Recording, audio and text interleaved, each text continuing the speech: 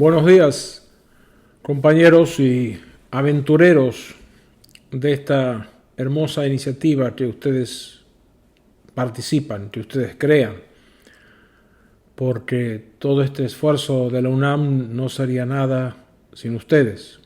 Es decir, ustedes le dan razón de ser al trabajo del doctor Pedrosa Pacheco, le dan razón de ser a la iniciativa del doctor Menar Mejía y de las autoridades de la UNAM, y también le dan la razón de ser a estas clases o estas conversaciones que estamos teniendo. Nunca he dejado de ver a estas interacciones como conversaciones. Tiempo atrás hacíamos una con el programa original de doctorado, hace 3 o 4 años atrás, que eran conversaciones los sábados, y algunos de ustedes estaban involucrados en ese programa y reconozco los nombres. Inclusive cuando hablábamos con los estudiantes, que originalmente esto era para los estudiantes de medicina, introducción al pensamiento crítico, ¿no? Y habíamos dicho entonces que pensamiento crítico no era crítica en el sentido que le damos muchas veces en el idioma castellano, criticando algo, sino crítica es análisis. Y entonces todo a la larga debe de ser una crítica, todo debe de ser un análisis. Vamos a seguir con el tema de la semana pasada, relacionado en parte con todo esto con pasión y método, ¿verdad? La pasión es algo que viene, tengo que poner esta lista acá, viene y sale de acuerdo con las fuerzas de la curiosidad. Voy a hacerme referencia a esto ahora. Pasa que con el apuro por entrar en pasión me olvidaba que un tema que quería o que es necesario comentar de nuevo, porque todos estos temas ya lo hemos comentado antes, está en los videos, de una manera o de otra lo encuentran en los videos del año pasado y del anteaño pasado. Hay dos formas de conocimiento, se dice dos formas de conocimiento, que es el deductivo y otro es el inductivo. Conocimiento deductivo es del agrónomo que sabe, mirando el mapa meteorológico de la región, si va a haber lluvia, sequía, condiciones. El conocimiento inductivo es del trabajador de la tierra que, mirando las nubes o oteando el horizonte o sintiendo el movimiento de los animales, anticipa la posibilidad de una sequía o no en la época de la siembra o de la cosecha. Hume, un filósofo del cual hemos hablado brevemente, él dice que no existe el conocimiento inductivo. Que yo vea salir el sol todos los días o todas las mañanas por el este no garantiza que el sol saldrá mañana nuevamente por el este. Es una cosa un poquito tirada de los pelos, pero un hombre sabio, Hume, él ponía el énfasis diciendo que si no tenemos un proceso deductivo que sustente esa inducción, será solamente un proceso inductivo. Siempre le estará faltando algo. En el otro extremo está Einstein, que aparentemente dijo, vi una frase de él, no sé en qué contexto lo dijo, pero más o menos él decía que el conocimiento era básicamente deductivo. Famosamente él predijo con cálculos matemáticos la interacción de tiempo y espacio y que si esos cálculos eran ciertos, entonces en un momento de haber un eclipse solar iba a haber una desviación de la luz de las estrellas cercanas al Sol. Esa teoría de él, que él la publicó a principios del siglo, fue recién confirmada el 29 de mayo de 1919 por Eddington. Hubo un eclipse solar, 12 equipos fueron a dos partes distintas, una frente a la costa de África, otro frente a la costa brasilera, hicieron mediciones, demostraron que efectivamente la luz de las estrellas se doblaba, atraída por la masa gravitacional del Sol, en fin, no sé, no, escapa a mi entendimiento. A lo que voy es a esto, de que para Einstein sí había un método deductivo que uno podría deducir un fenómeno que iba a suceder mucho más adelante. Nosotros estamos acostumbrados o creídos que hay una gran fuerza en el método inductivo,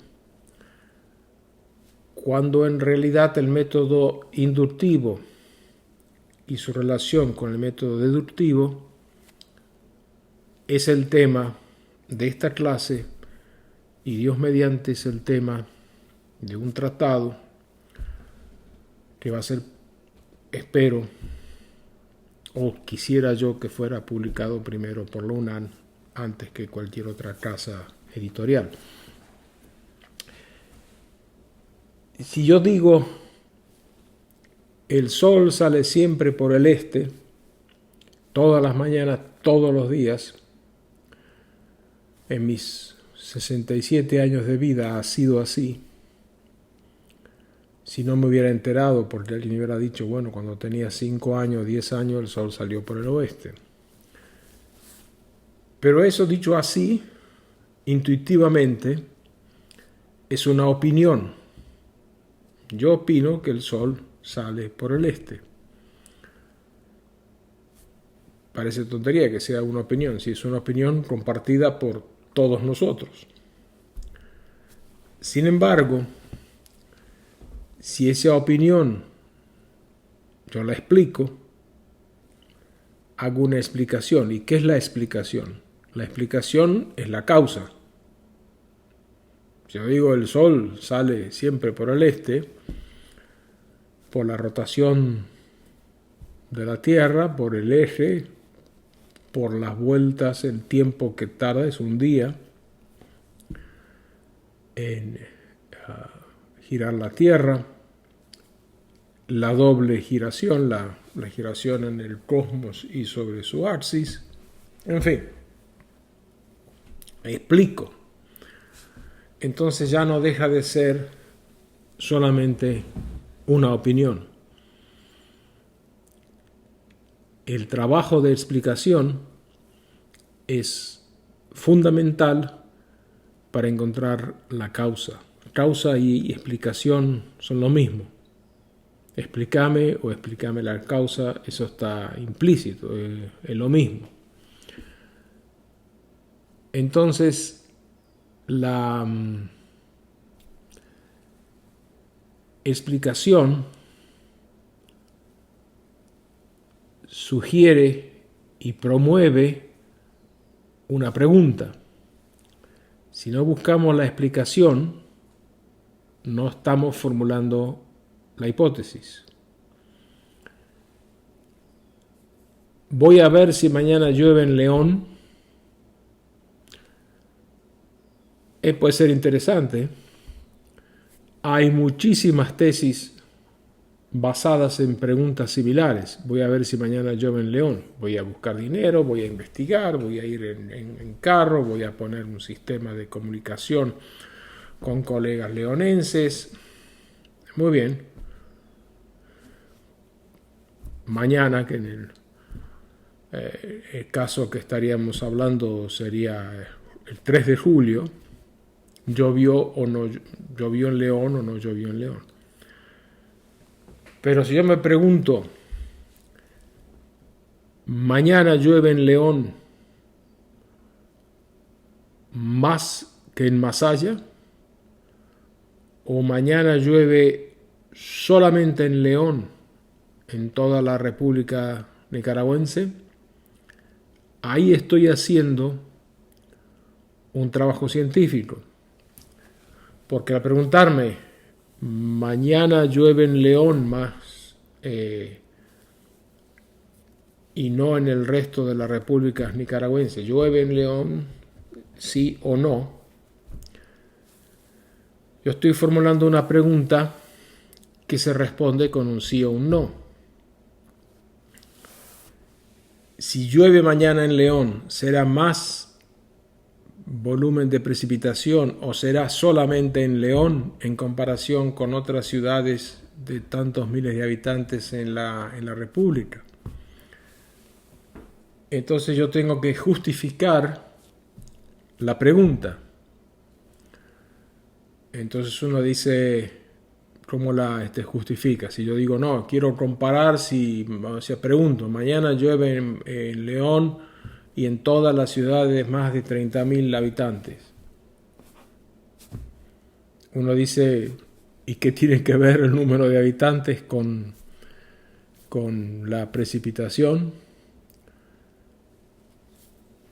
A lo que entonces ustedes, si la han pensado, si la han formulado esta pregunta, pueden decir, bueno, no, de acuerdo a la densidad de la masa corporal y a la cantidad de hornos o hornallas que están prendidas durante el día para preparar la comida de los habitantes, tenemos un aumento de la densidad o de la humedad de la atmósfera, lo que provoca cúmulos nimbus, y los cúmulos nimbus van a llegar a la precipitación. Ah, interesante.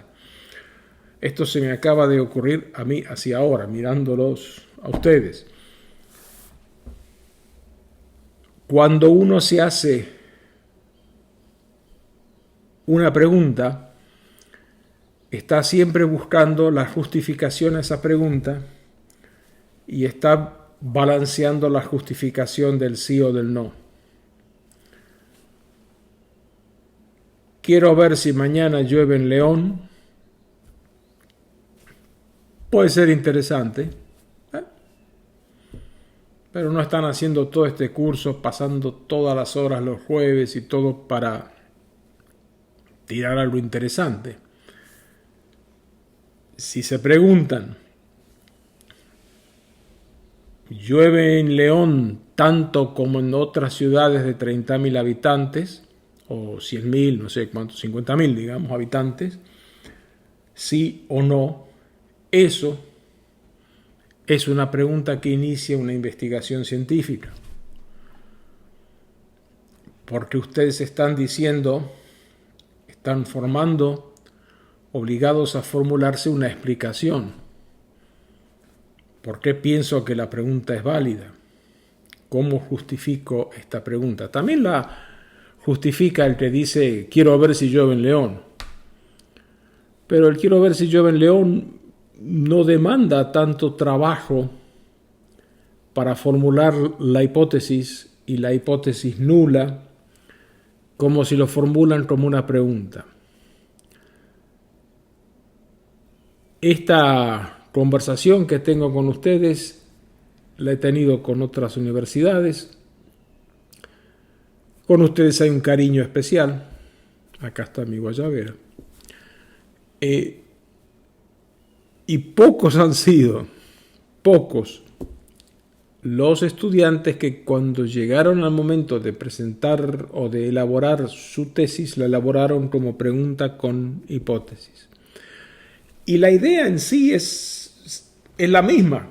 O sea, cualquier idea que ustedes tengan en presentación para trabajos de investigación que ya deben de estar elaborando, la idea es la misma, no tiene que cambiarse ni un ápice, pero solamente si la formulan como pregunta, como hipótesis, con una hipótesis nula, y como les mencioné, los trabajos que uno manda al Instituto de Salud pidiendo fondos, dice hipótesis nula, justificación de la hipótesis. Y la justificación de la hipótesis, creo que le dan 500 palabras nada más. Después viene todo el fangorro teórico, pero el que lo revisa lo ve rápido y dice esta hipótesis está justificada o no está justificada. O sea, la justificación de la hipótesis está provocada por la pregunta y por la presencia de una hipótesis o de una hipótesis nula. Otra vez, quiero ver si mañana llueve en León. Fui a León, llovió en León. Es interesante. Quiero ver si mañana llueve en León tanto o estadísticamente similar a otras ciudades con más de 50.000 habitantes. Eso es ciencia o eso es investigación científica. Que lleva a una experimentación, que lleva a buscar datos de otras ciudades, que lleva a interesarse por el tema, que lleva a justificar lo de la hipótesis. Lo otro también es bueno, lo otro también sirve. Pero si ya van a hacer el trabajo, ya se han metido en la vaina esta de hacer un doctorado o una maestría o un doctorado, entonces pongamos todas las mayores cantidades de posibilidades de realmente concluir con algo fantástico, ¿no? Y la explicación es lo que le falta a muchos trabajos de tesis que por desgracia quedan adormecidos y empolvados en los anaqueles de las bibliotecas. O se han publicado, sí, también muy interesante.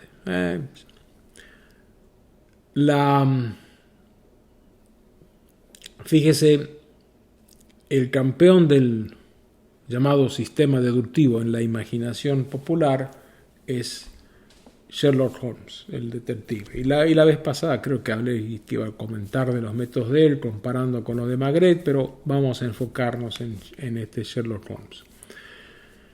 Sherlock Holmes, como saben, es la invención de un médico, Conan Doyle.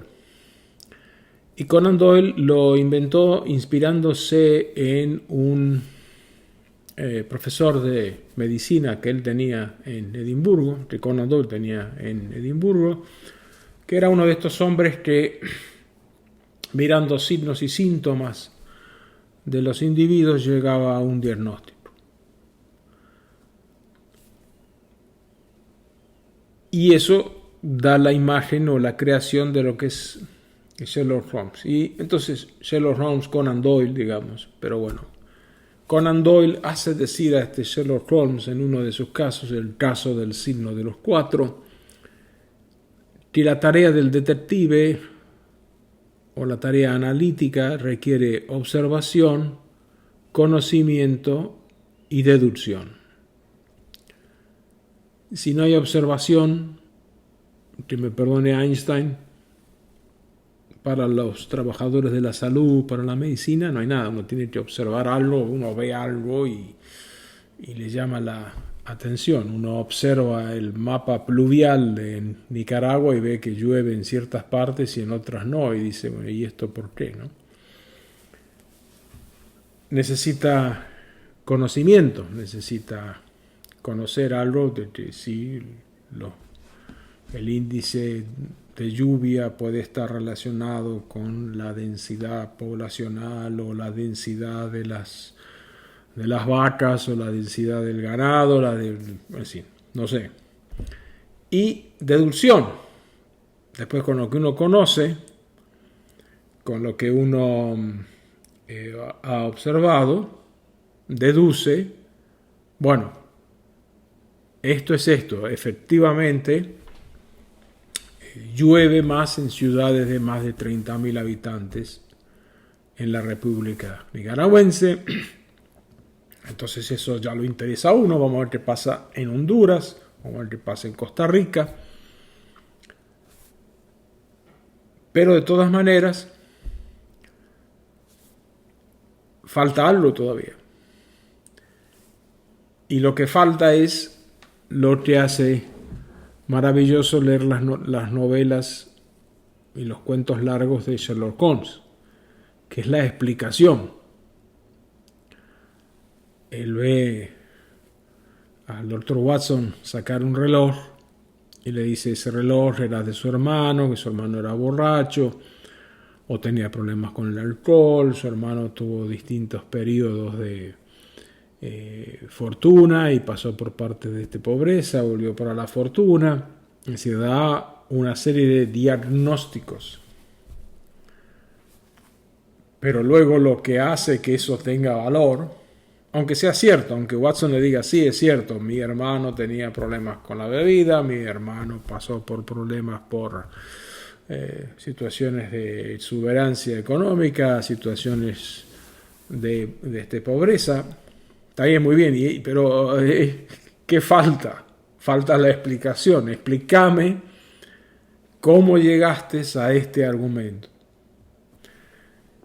Y el explícame es lo que ustedes tienen que hacer. Es lo que ustedes van a hacer. Llueve más o llueve tanto en León como en todas las ciudades de 30.000 habitantes. Muy bien. Ahora explícame por qué. Explícame por qué, o dame una teoría o dame una hipótesis. Si la hipótesis demanda que uno siga buscando, bueno, no importa. Explícame por qué. Dame una explicación. Cuando se formula una hipótesis, muchas veces se empieza formulando con la explicación. Y la explicación es válida, pero a veces la hipótesis se sale, o el proceso de investigación se sale de los carriles. Ahí está Colón. Colón dedujo muy bien: si los portugueses van para el este y llegan a China o al Asia, como la Tierra es redonda, yo voy para el oeste, también voy a llegar a Asia. Y creo que Colón tenía un cálculo que mostraba que quizás era más corto el camino, metiéndole derecho desde el puerto de Palos, que en vez de ir hacia el sur de África, pasar por el Cabo de Hornos y subir el Cabo de la Buena Esperanza. El de Hornos está acá al sur de América. Y subir. Claro, la hipótesis era correcta y sigue siendo correcta. Usted sale de España y va hacia el este y se mantiene yendo hacia el oeste, va hacia el oeste, va a llegar a China. Ninguna duda. Lo que pasa es que en el medio, entre Cádiz y Shanghái, estamos nosotros. Y eso es la belleza de iniciar un proceso de investigación intrigado por una curiosidad o por una razón económica, como tenía Colón. Y ese proceso que se inicia tiene que estar dado por un fuego, por una pasión.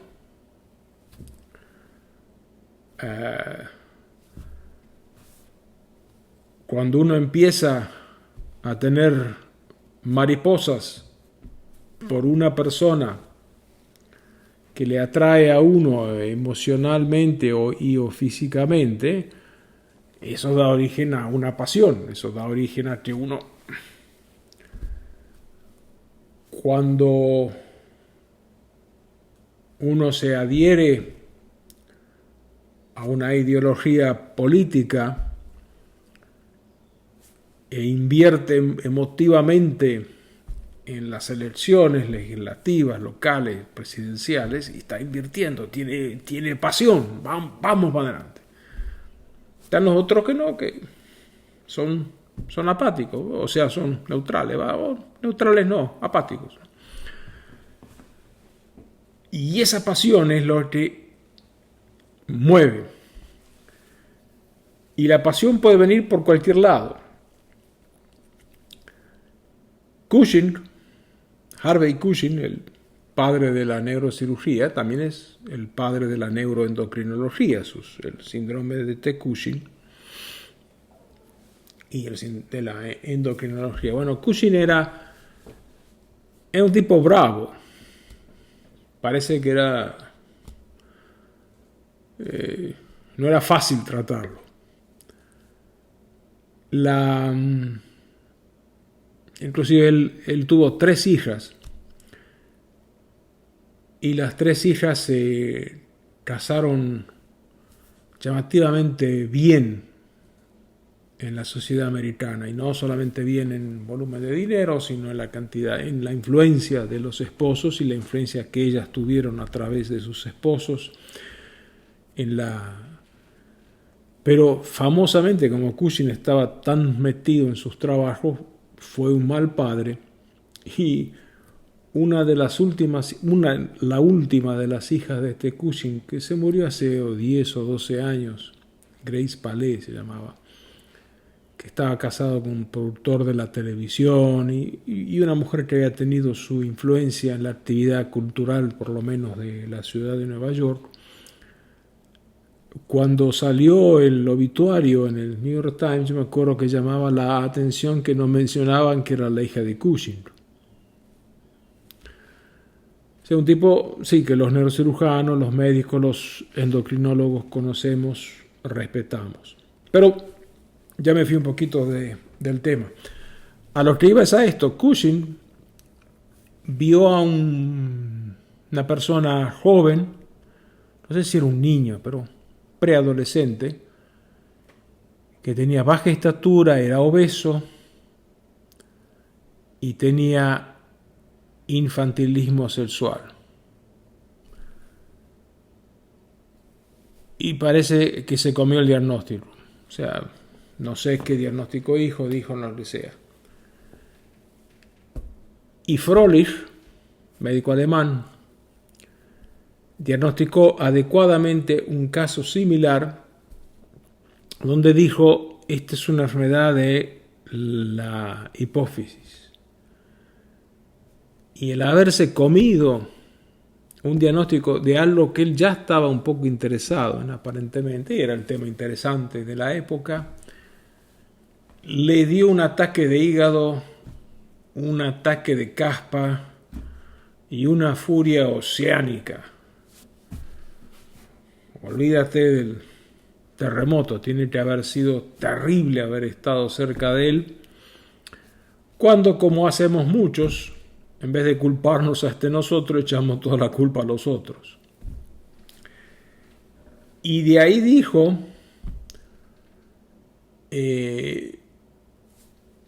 con perdón de la audiencia, tiene que haber dicho algo así como este pinche Froelich no me jode más. Y se puso a trabajar en la hipófisis de los perros. Estirpaba hipótesis, estudiaba cómo era el animal, estudiaba qué le pasaba. Y un día, viendo un perro que le habían hecho una hipofisectomía, lo ve en el animal, por supuesto, los síntomas que le hacen pensar en lo que se llamaba, para bronca de Cushing, enfermedad de Froelich. Y él dice, este perro tiene la enfermedad de este Froelich, y de ahí él más o menos deduce que la acromegalia es una enfermedad por deficiencia de la pituitaria, por deficiencia por overproducción de la pituitaria y no por deficiencia de la pituitaria como pensaba que era Marie, ¿no? Claro, aumenta la producción de la hormona de crecimiento. todo está, y luego sí viene el síndrome de este Cushing y las glándulas adrenales y el concepto, y él es el padre del concepto de la relación multiorgánica entre las glándulas endocrinas, por la adrenal con la hipófisis. O sea, un trabajo gigantesco que surgió de la pasión de este alemán y cómo es que me comí un diagnóstico que lo podía haber hecho. Entonces voy a mostrarle a todos que yo sé y que yo soy el rey de este tema. Pero Cushing, cuando empezó a hacer sus experimentos en los perros, no dijo, a ver qué pasa. No. Si le sacamos la pituitaria anterior, dejamos la pituitaria posterior, ¿habrá? ¿Sí o no? ¿Durará tantos días? ¿Sí o no? ¿La orina será azucarada? ¿Sí o no? En el momento de presentar sus observaciones, esas distintas preguntas que se responden con un sí o no, son los andariveles de la construcción. Ustedes necesitan cuando presentan los andariveles, pero si se formulan una serie de preguntas a sí o no, esos son los andariveles que van subiendo para llegar a la tesis final, demostrar o rebatir vuestra hipótesis. Entonces voy a esto, la pasión y el método. Y la pasión puede ser espuria, no necesariamente tiene que ser noble. Tiene que ser noble, pero entre ustedes y yo, pero ahí está Cushing, movido por la bronca que le dio, la rabia que le dio, que se comió un caso, que es una cosa noble y que él podía haber hecho antes. Había un famoso gigante escocés por los 1700 que cuando murió le donaron el esqueleto a Hunter, que era un famoso cirujano de Escocia. Y Hunter no le abrió el cráneo, tenía todo el hueso en su casa, y está en el Museo Hunteriano ahora con el cráneo intacto. Si le hubiera abierto el cráneo, hubiera visto la silla turca agrandada y hubiera quizás relacionado antes las malformaciones de la hipótesis con el gigantismo. También que se pensaba que gigantismo y acromegalia eran dos enfermedades distintas y no unidas por el problema de la pituitaria.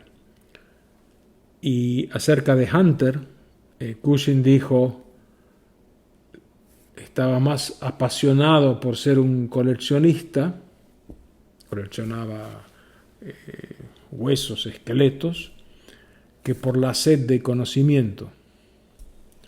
O sea, Hunter miraba, y Hunter es un cirujano importante, miraba un esqueleto y decía, ahí tengo el esqueleto de un gigante. Otro se hubiera preguntado, bueno, explícame, como decimos en el sur, explícame, ¿por qué ese esqueleto? ¿Por qué? Y ese explícame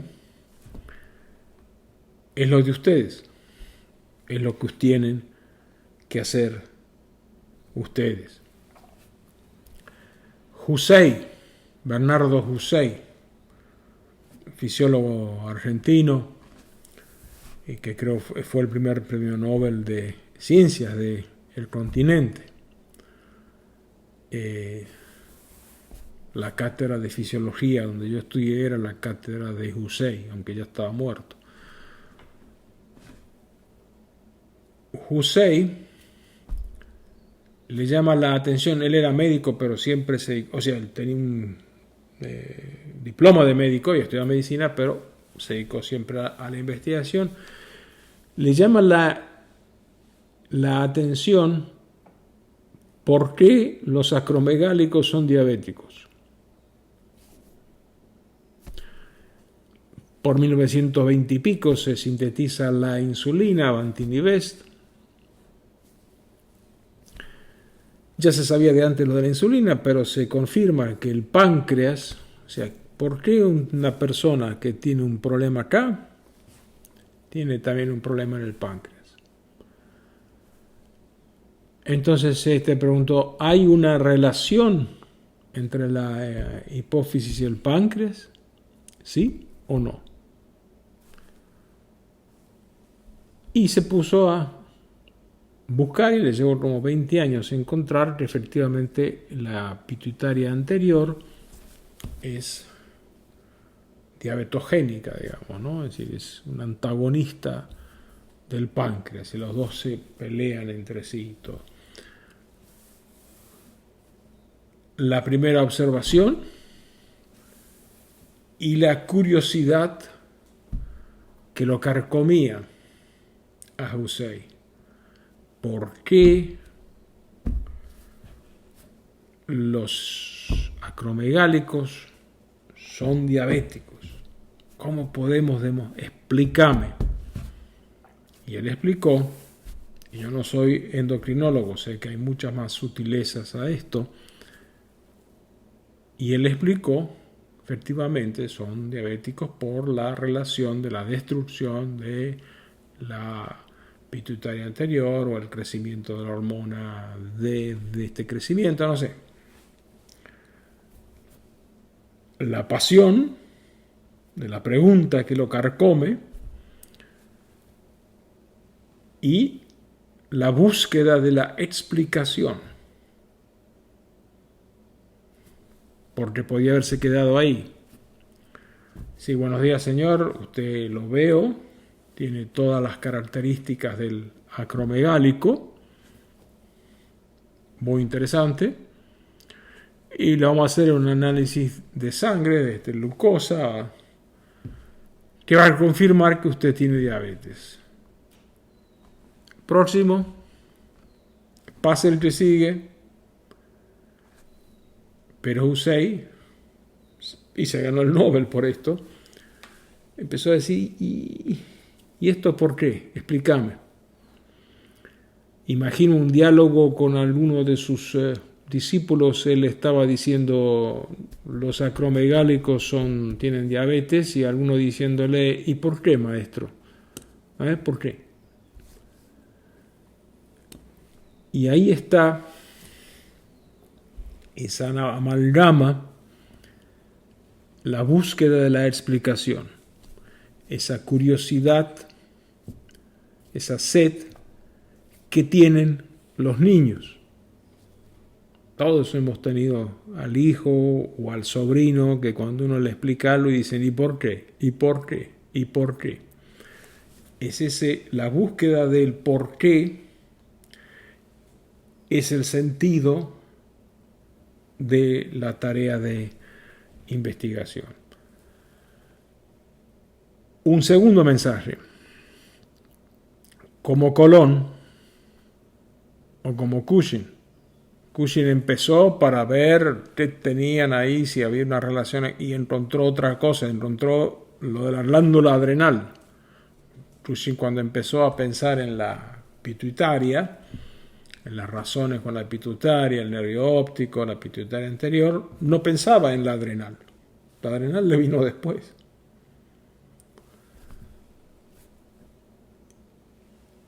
Colón, sí, él tiene razón, Colón tiene la absoluta razón. Usted le pega al oeste, sale de España, va siempre para el oeste, llega a China, así van todos los aviones. A menos que vayan por el este, digamos, como los portugueses, pero usted le va para el oeste y llega a China, solamente que está América en el medio. Me he referido antes a una de las muchas historias que están relacionadas con el SIDA, y les contaba Y les he contado a ustedes, a los alumnos de medicina, del actor de Hollywood que va caminando por los pasillos de UCLA. Tiene interés en el SIDA porque su esposa ha recibido la enfermedad, se ha contagiado la enfermedad a través de una transfusión de sangre. Tienen un hijo, mamá e hijo fallecen. Él y ahora me enteré también otro hijo sobreviven. O sobreviven, no, directamente no se agarran la enfermedad. Él dona dinero a la UCLA y creo que es el primer fondo realmente establecido para empezar a investigar esta enfermedad. Ahora ya hay 500 fondos de intereses, pero él fue el primero y si no, por ahí le andaba. Y él camina siempre por los pasillos de la universidad, saluda a los médicos, saluda a los pediatras. Él no iba para la sala, pero iba a las oficinas de pediatría para firmar el cheque, para enterarse, hasta que finalmente un médico, lo para y le dice como que no te has muerto, palabras más, palabras menos. No le habrá dicho eso, pero ¿cómo es que no te has muerto? Y siempre uso este ejemplo diciendo este hombre pasó por ese pasillo 300 veces en un año, 365 veces en un año, después 3, 4 años después de la muerte de la esposa y del hijo. Y como me dijo un estudiante de medicina que me preguntó cómo sabe que tuvo relaciones sexuales con la esposa y no usaban un preservativo. No, porque tuvieron un hijo. Claro que no usaron un preservativo. Y entonces lo agarran y le sacan la sangre y efectivamente está 0, como si no hubiera pasado el virus por su casa. Entonces pregunta, ¿es esto una situación única? ¿Sí o no? Bueno, vamos a buscar más gente. Con la pregunta, ¿es esto único? ¿Es esto raro? Hay una proporción, podemos encontrar 10.000 personas y ver qué proporción de ellos son. Muy bien, pero ¿dónde las encontramos a los que están sanos? Mucha gente ha tenido relación sexual sin protección y no se agarró la enfermedad y ni se le ocurrió pensar que la podía tener o no, que no había sido expuesto. Solamente como las enfermedades, solamente los que están expuestos y positivos en las pruebas son.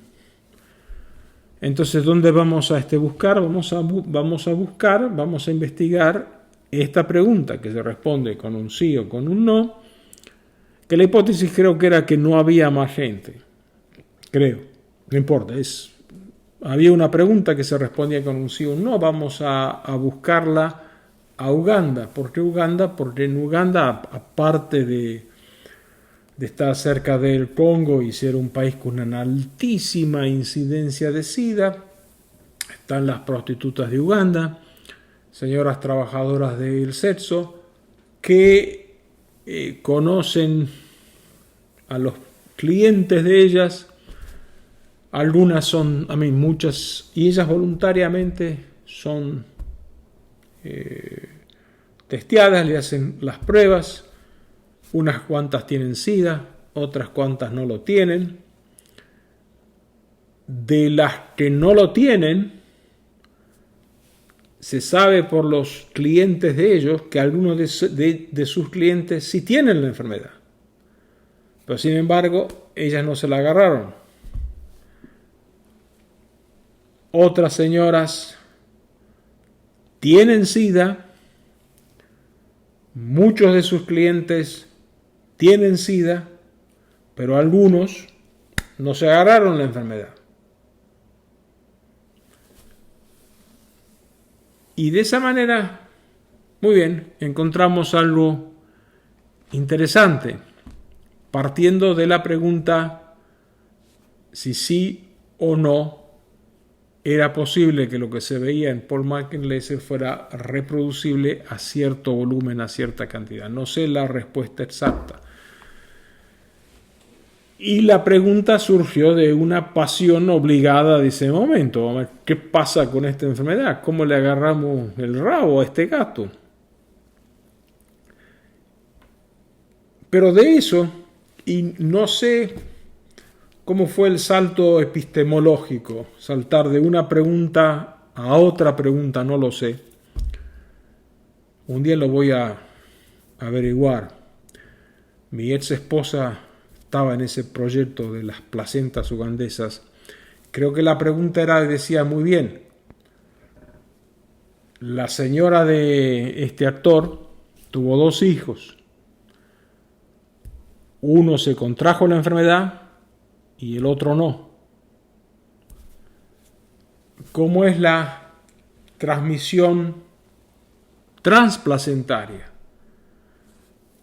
La pregunta, ¿es la enfermedad, la concentración de sangre o la viremia materna pasa al niño? En algunos sí, en algunos no. ¿Quiénes ayudaron en esto? Las benditas y beneméritas trabajadoras del sexo de Uganda. Tenían algunos hijos. Y hoy en día, de esa pregunta en el pasillo del hospital de la UCLA, donde un médico le dice a este actor, oye, ¿cómo que no te has muerto?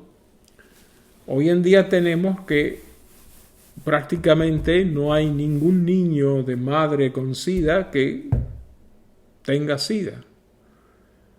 Hay una manera de prevenir la transmisión transplacentaria. No importa si me escapo en los detalles. No, esto no es un titular de prensa. Se previene toda la transmisión transplacentaria. No. Lo que les quiero enseñar, compartir con esto, es que uno empieza como este Colón y en el camino encuentra otras cosas. Pero para que lo que empiece haciéndose y siendo realidad, hay que tener pasión. Y para que la construcción del edificio de la teoría sea más fácil, hay que poner andamios. Y los andamios son sí y solamente sí con la pregunta. No hay andamios que no son de madera, ninguno. No hay investigación clínica, por lo menos de eso estoy 100% seguro. No hay investigación clínica en las ciencias de la salud que haya tenido un final. La repercusión, no importa, por ahí en 30 años va a tener una repercusión de algo publicado hace 20. Pero la concreción de un trabajo de investigación de una manera sólida se hace sí, solamente sí, se formula una hipótesis que es una pregunta. Una investigación que dice voy a ver si llueve mañana en León no es tan fuerte, tan válida como la que dice voy a ver si mañana llueve en León más que en Masaya. ¿Sí o no? Quedan 2 clases más. Ojalá un día se acabe este maldito bicho o le encontremos la vuelta y podamos tener una conversación en vivo y directamente. Otra vez, les agradezco a ustedes. A mí me llegan quienes son los que abren los videos. Les agradezco a los entusiastas. Les pido, si pueden, tienen mi correo electrónico, que me ayuden en esta tarea de darle forma a un texto sólido, grande, que no sea pueril. Y para eso me tienen que mandar sus sugerencias, recomendaciones y críticas. Todo lo que es bien intencionado es bien recibido. Y otra vez, felicitaciones a don Manuel, al colega, el doctor Manuel Pedrosa Pacheco, por su quinto hijo, o hija creo, ¿no? Felicitaciones. Y creo que cada uno de nuestros pequeños rincones demos un aplauso a nuestro querido conductor de este curso. Hasta pronto, hasta el jueves que viene.